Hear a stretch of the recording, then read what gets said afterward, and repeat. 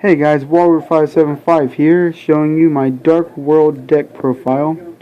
This is actually my first video, and tell me in the comments what you think about it, okay? Well, let's get started.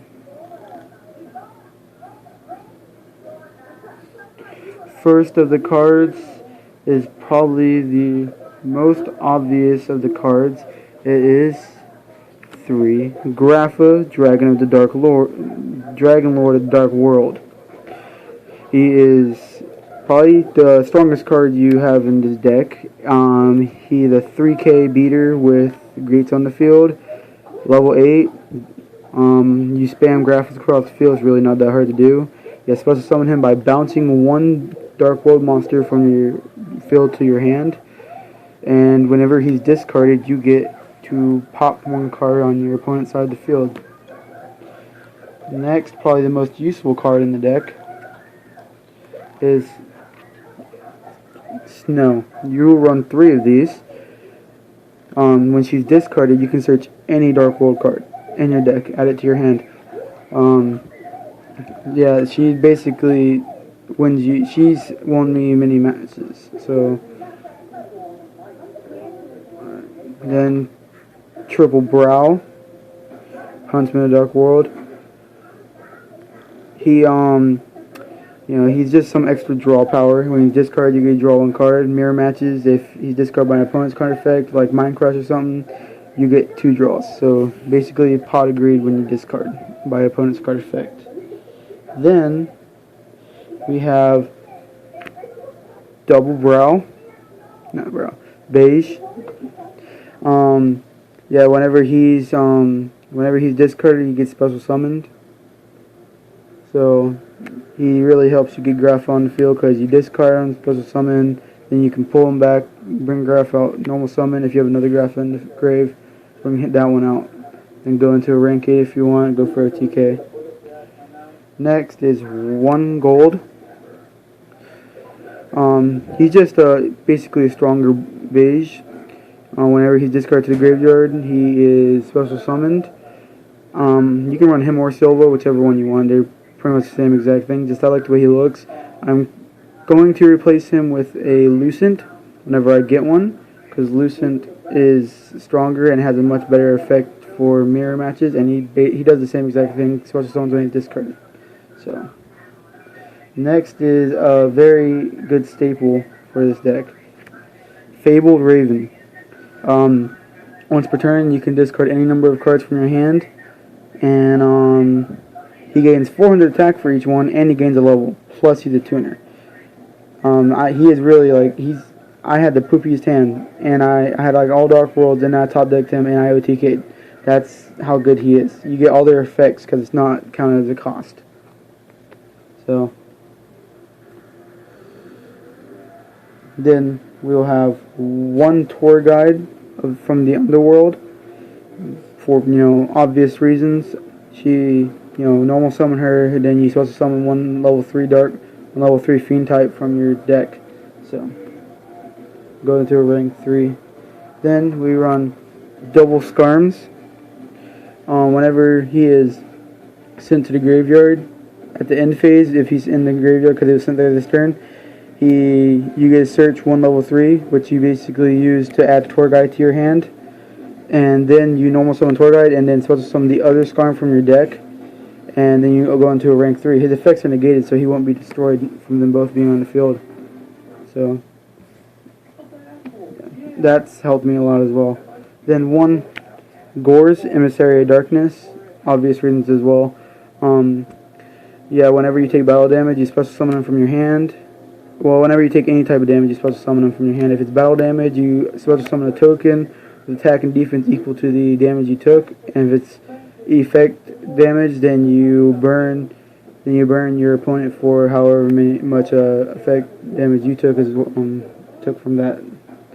So, and then 1 Dark Arm Dragon, because he's Dark Arm Dragon. Really, he's helped a lot, and I really haven't had clog issues with him because if I can't get him, I just get him out of my hand. I just, discard him or something for an effect. And whenever I do summon him, he's really helped, because he's Dark Arm Dragon. He's limited for a reason. Next, I run one Malefic Stardust Dragon because he's a quick special summon. If there's a field spell card on the field, which we almost always have. Quick level 8. Special summon him, banish one Stardust to get him on the field. Then you normal summon a Dark World, bring him back, and you have Grapha on the field. And then you go into a rank 8. Okay, now for this, that's all for the monsters. So now for the spells.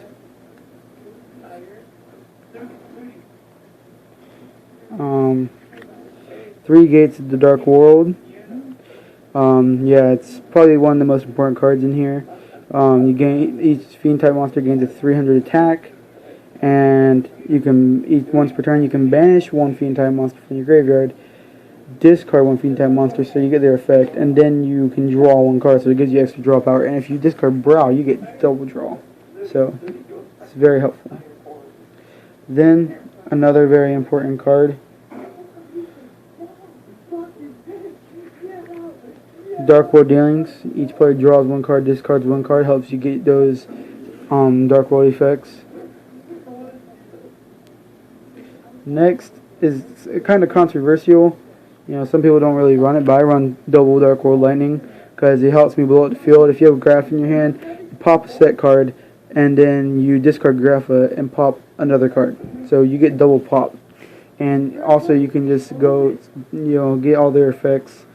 It's helped me a lot. So and I also run a Gateway to the Dark World. You just activate it during your opponent's end phase, so you don't have to normal summon to get Graph on the field, or in case you're having trouble and they go to attack, it's supposed to summon one to take the hit for you.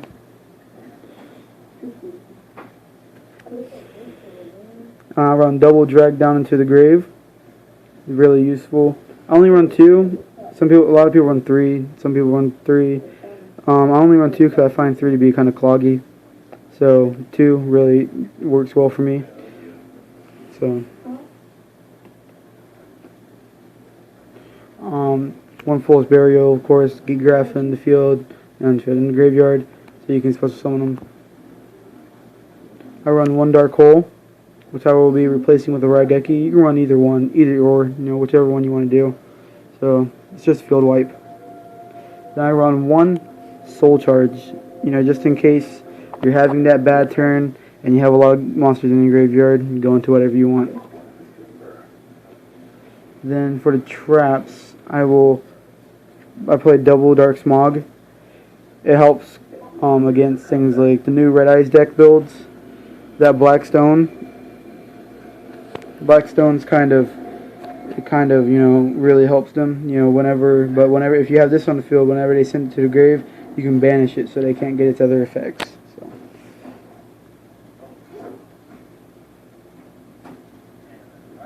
I run one Eradicator.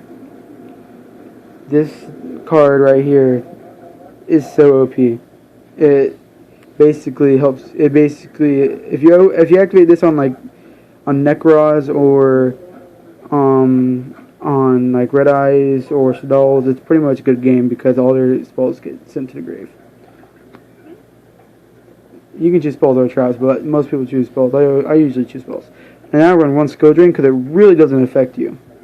Only thing that affects you is your Fabled Raven and your Tour Guide. And if you XYZ summon. All your other cards, all your other Dark World cards, your Skarm, all their effects activate in the grave, so it doesn't affect them. Now I run one Mirror Force, because it's Mirror Force. It's a really good card. And then I run one Vanity's Emptiness. Prevents from special summoning. You can get a good lock with this card if you have sufficient field. Lock them up. Okay, and then that's all for the deck. And then for the extra deck, you run one Star Eater. Just a big beater. You can get him on the field if you need to get over something.